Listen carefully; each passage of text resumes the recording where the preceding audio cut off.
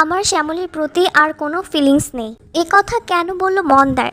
আর কেনই বা রোহিণী মন্দার আর শ্যামলীকে সন্দেহ করলো?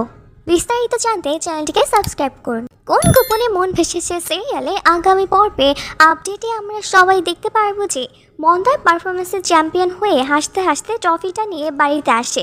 বাড়িতে রোহিণীকে ট্রফিটা দেখে বলে, আমি আর শ্যামলী নাচ করে পুরস্কার পেয়েছি। রোহিণী কিছুতেই বিশ্বাস করতে পারছে না যে মন্দার নাচ করেছে। মন্দার রোহিণীকে বলে, বিশ্বাস হচ্ছে না তো? মন্দার তখন শ্যামলী আর তার নাচের ফটো দেখায় রোহিণীকে। রোহিণী মোবাইলে ফটো দেখে মন খারাপ করে ফেলে। মন্দার আর শ্যামলী যেভাবে ডান্স করেছে তা দেখার পর রোহিণীর মনে সন্দেহ হয়ে যায়। মনে হয় মন্দার বুঝি আবার শ্যামলীর প্রেমে পড়েছে।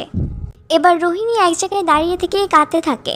মন্দার বুঝতে পারে না যে রোহিণী কী জন্য কাঁদছে। মন্দার বলে, কি হলো রোহিণী, কাঁদছো কেন? রোহিণী বলে, জানি না মন্দার, আমার বলাটা ঠিক হবে কি না। তুমি আর শ্যামলী যেভাবে ডান্স করলে তা দেখে আমার অস্বস্তি হচ্ছে।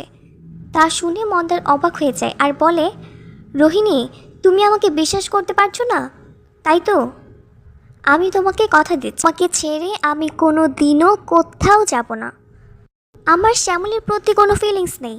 আমি চাই শ্যামলী আর অনিকেত দা আবার যেন এক হয়। আমি এটাই চেষ্টা করছি।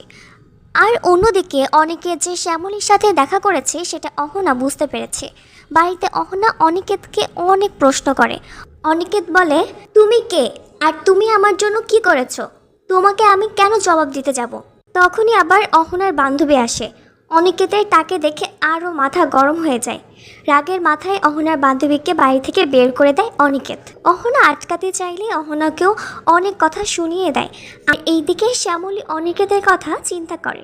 তখন অনিকেতের মা শ্যামলীর ঘরে আসে। অনিকেতের মায়েরও সন্দেহ হয় মন্দারকে নিয়ে। তাই অনিকেতের মা সরাসরি বলে শ্যামলীকে, শ্যামলী, তোমার জীবনে যদি অন্য কোনো পুরুষ আসে তাহলে তুমি তার সাথে থাকতে পারো।